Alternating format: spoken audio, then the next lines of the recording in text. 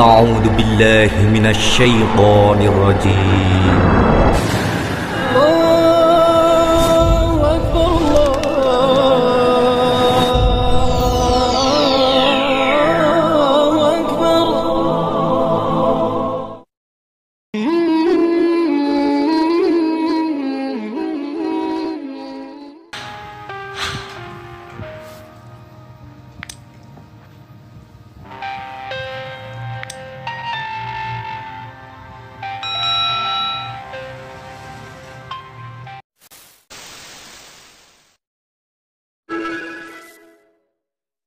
Assalamualaikum warahmatullahi wabarakatuh. Sahabat beriman, pada masa itu penduduk Madian sudah sangat sesat kemungkarannya, sudah sangat keterlaluan. Kemaksiatan sudah menjadi hal yang biasa mereka lakukan, dan kebiasaan buruk mereka yang sangat jahat adalah mengurangi takaran atau timbangan dalam berdagang. Inilah kiranya yang harus dihindari para pedagang zaman ini. Nabi Syuaib mengajak kaumnya menyembah Allah Subhanahu wa Ta'ala, menjauhi kejaliman, kemungkaran, dan segala macam bentuk kemaksiatan. Ia juga mengajak mereka berlaku jujur, menimbang dengan benar tanpa dikurangi seperti kebiasaan mereka.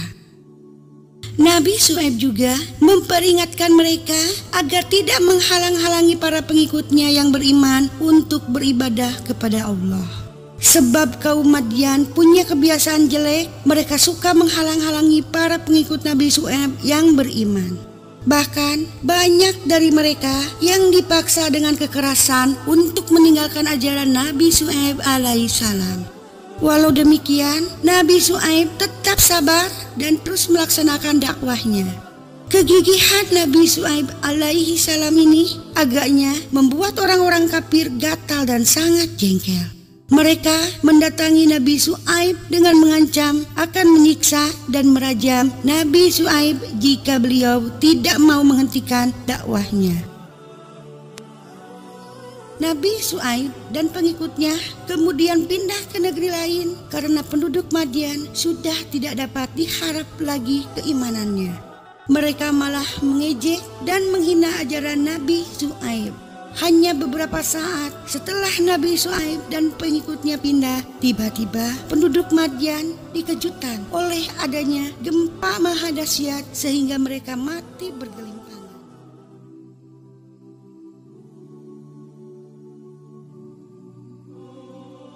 Nah, jangan kemana-mana, simak ulasannya dalam sajian Rumah Islami Channel. Namun sebelum lanjut, mari bersama tebar siar Islam dengan klik tombol subscribe, like, dan lonceng notifikasi kalian untuk berbagi informasi yang bermanfaat. Amin ya robbal alamin. Kawan-kawan yang dikasihi oleh Allah sekalian, sirah Nabi Syuaib alaihissalam ada diceritakan di dalam Al-Quran, iaitu pada surah Al-A'raf, Hud, Asy-Syu'ara, dan Al-Ankabut. Baginda diutuskan oleh Allah kepada penduduk Madian sebelum zaman Nabi Musa alaihissalam dan Nabi Harun alaihissalam. Dan baginda juga merupakan bapa mertua kepada Nabi Musa alaihissalam. Sirah Nabi Musa alaihissalam ada pada jilid 7. Golongan salaf iaitu merupakan ulama angkatan awal yang hidup 600 tahun selepas Rasulullah SAW wafat, memberi gelaran kepada Nabi Syuaib alaihissalam sebagai Qatibul Anbiya, iaitu juru bicara para nabi.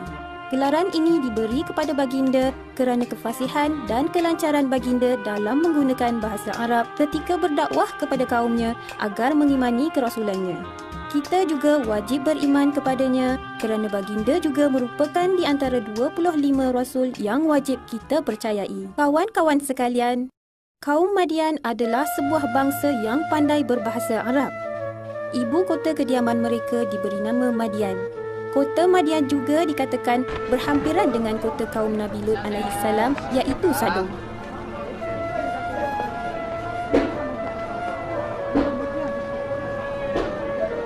Dan kaum Lut tidak, yakni pula jauh dari kamu. Kawan-kawan sekalian, sebelum Allah mengutuskan Nabi Syuaib alaihissalam kepada kaum Madian merupakan golongan kafir yang menyembah selain dari Allah. Jika sebelum ini, kebanyakan kaum-kaum yang kafir menyembah berhala, tetapi kaum Madian menyembah Al-Aikah.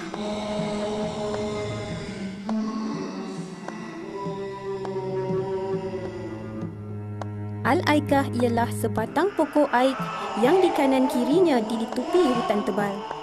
Mereka juga terkenal dengan sikap buruk mereka dalam menjalani perniagaan, iaitu tidak jujur sewaktu menimbang atau menakar. Wahai saudaraku, bolehkah saya dapatkan sejumlah gandum dengan harga yang berpatutan?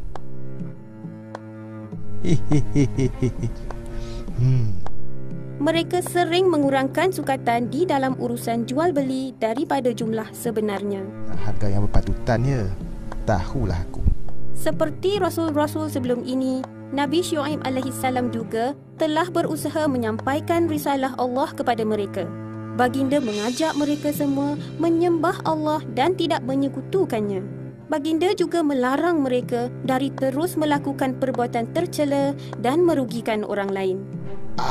Kami tidak akan percaya dengan ajaran kau, wahai Syuaib.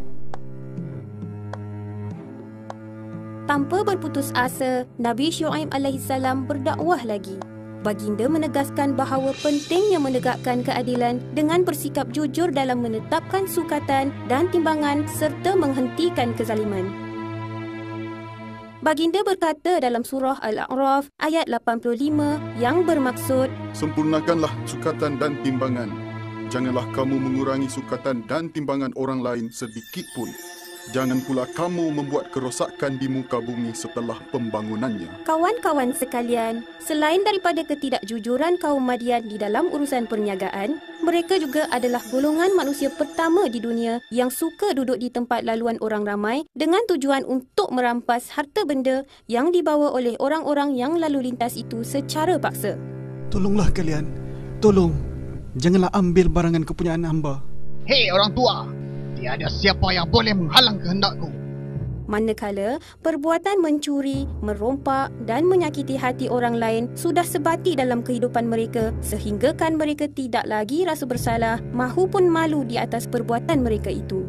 Dan di antara golongan yang suka diganggu oleh kaum Madian ialah pengikut Nabi Syuaib alaihissalam yang beriman. Melihat perilaku kaum Madian yang semakin buruk itu, Nabi Syuaib alaihissalam memberi ingatan kepada mereka bahawa apa yang mereka lakukan itu adalah salah dan berdosa, serta harta yang mereka perolehi itu walaupun banyak tetapi haram dan tidak berkat. Seterusnya, baginda mengingatkan kaumnya lagi bahawa sekiranya mereka terus-menerus menentang risalah yang dibawanya akan mendatangkan azab yang pedih ke atas diri mereka sendiri seperti mana kaum Nabi Nuh, kaum Nabi Hud, kaum Nabi Soleh dan kaum Nabi Lut. Dalam surah Hud ayat 89 ada mencatatkan peringatan Nabi Syuaib alaihissalam terhadap kaumnya iaitu yang bermaksud, wahai kaumku, pertentangan ini janganlah menyebabkan kamu menjadi jahat. Akibatnya kamu akan ditimpa azab seperti menimpa kaum Nuh, kaum Hud, kaum Soleh dan kaum Lut sendiri, yakni yang masanya tidak jauh dari kamu. Namun, segala usaha Nabi Syuaib alaihissalam menemui kegagalan. Mereka tidak mendengar seruan baginda, malah mempersendakannya.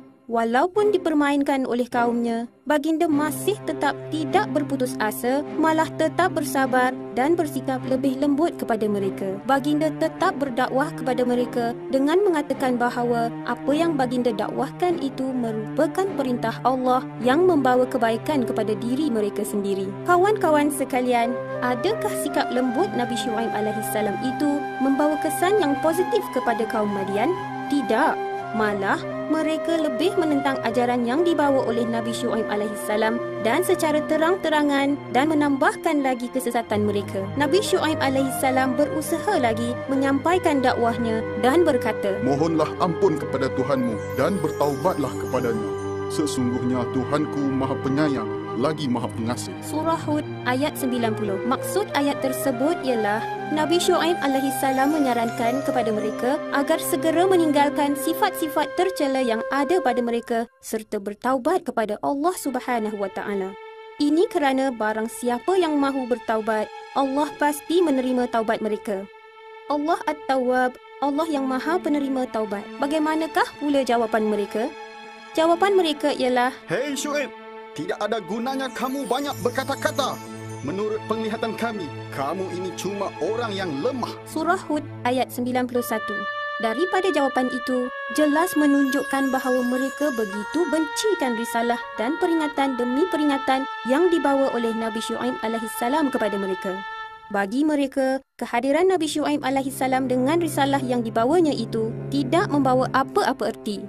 Dalam surah Hud ayat 93 ada mencatatkan ancaman baginda tersebut yang bermaksud, Kelak kamu akan tahu siapa yang akan mendapat azab yang menghinakan dirinya. Dan siapa yang berdusta, tunggulah azab Tuhanku. Aku sedia menunggu bersama kamu. Dengan tegas, Nabi Syuaib alaihissalam menjawab, Kalau kami tidak suka, apakah kamu akan mengusir kami? Kalau kami kembali kepada agama kamu setelah Allah menyelamatkan kami daripadanya, bererti kami telah melakukan kedustaan yang besar terhadap Allah. Kami tidak akan kembali kepadanya, kecuali jika Allah, Tuhan kami berkehendak kepada yang lain. Surah Al-A'raf ayat 88 hingga 90. Selain daripada ancaman, kaum Madian juga mencabar Nabi Syuaib alaihissalam. Mereka berkata, Maka jatuhkanlah kepada kami gumpalan dari langit kalau kamu termasuk orang dapat dipercayai. Surah Asy-Syu'ara ayat 187. Melihat kaumnya yang amat degil itu, Nabi Syuaib alaihissalam berdoa kepada Allah yang Maha Adil agar memberi keputusan terhadap kaumnya. Baginda juga bermohon pertolongan dari Allah agar memelihara keselamatan pengikut-pengikutnya yang beriman. Sesungguhnya Allah tidak akan menolak doa Rasulnya apabila memohon pertolongan kepadanya dari ancaman golongan yang kafir. Tidak lama selepas Nabi Syuaib alaihissalam berdoa kepada Allah, datanglah beberapa jenis azab Allah yang amat dahsyat. Allah telah mengirimkan kepada kaum Madian awan yang bersuhu teramat panas. Ini bermakna mereka telah mengalami udara yang sangat panas dan bertambah panas dari hari ke hari. Walaupun banyak air yang diminum dan mencari tempat yang mereka rasa boleh melindungi mereka dari udara yang panas itu, namun sia-sia belaka. Keadaan ini berlanjutan sehingga 7 hari. Akhirnya, mereka membuat keputusan melarikan diri ke gurun pasir untuk menghindari dari gelombang udara yang amat panas itu. Di sana, mereka telah berkumpul beramai-ramai di bawah naungan awan. Apabila jumlah mereka telah mencukupi, maka Allah telah mengirimkan kilat petir dan diiringi oleh gempa yang amat dahsyat, seterusnya disusuli oleh suara getaran yang sukar digambarkan.